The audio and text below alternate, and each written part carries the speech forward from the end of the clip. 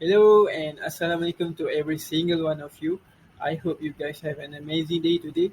First, let me introduce myself. My name is Mohammed Shazri Ikmal bin Sahli and I'm from AP229 3D. In this video, I would like to present my informative speech which is about the negative effect of social media on society.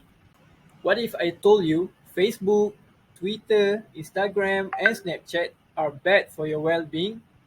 Many of you won't believe me, or many of you will deny it because you know it's true, right? There are many negative effects from these apps that have found their way into your life, whether you have noticed it or not.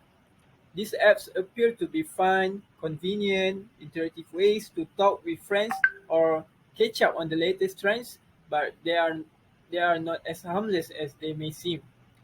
Do you know that 3 billion people, around 40% of the world's population, use online social media and they were spending an average of 2 hours every day sharing, liking, tweeting, and updating on these platforms?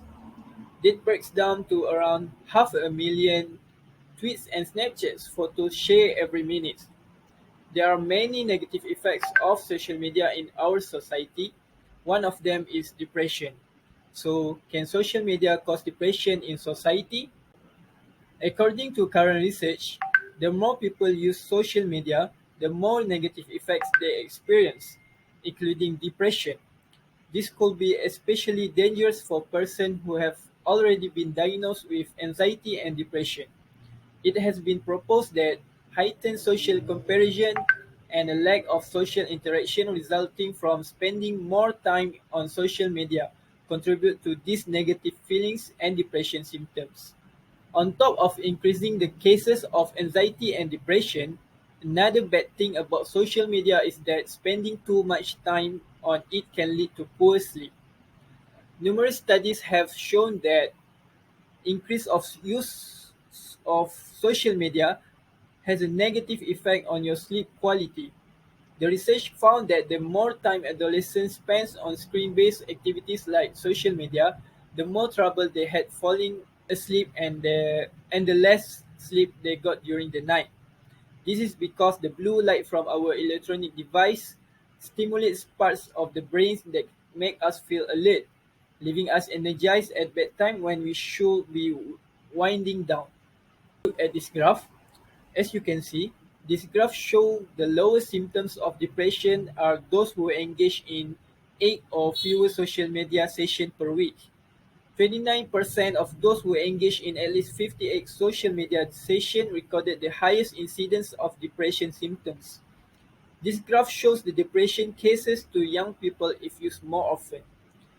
29% of those who engaged in at least 58 social media sessions had high depression symptoms, compared to 19% of those who engaged in 8 or fewer social media sessions per week. Similarly, only 16% of those who engaged in 58 or more social media sessions per week had a low depression symptoms, compared to 36 of those who engaged in 8 or fewer sessions per week. Based on a survey of 1,787 young adults between ages 19 and 32 found that those who used the least social media with one or fewer social media sessions per day had the lowest likelihood of having multiple depression symptoms, while those who used social media the most had the highest likelihood of having multiple depression symptoms. Let's move on to the bar chart. This bar chart shows the percentage of teens having a negative effect on social media. The research conducted by the Pew Research Center found that 24% of United States teens said that social media has a mostly negative effect on people their age, with 27% of that group saying one of the main reasons for the that was online bullying. The findings were based on interviews with 743 kids aged 13 to 17. 27% of the main reason for social media having mostly negative effects are because of bullying or rumor spreading. To conclude, social media become a bad habit and has many disadvantages that have found its way into life. The negative effect of social media is due to many factors such as cyberbullying that can lead to depression, social media as a medium to spread slander and waste time of use often on social media. To reduce the number of negative effects on social media, we need to look at several solutions that can fix the negative effect of social media. My recommendation is firstly, you need to track how much time you spend on the apps a day and lessen it. Next, ignore the comments or the people that try to bring you down. Besides, regain control of your life and do not let social media determine your life choices. Lastly, distract yourself and hang out with friends or do something productive to avoid the temptations.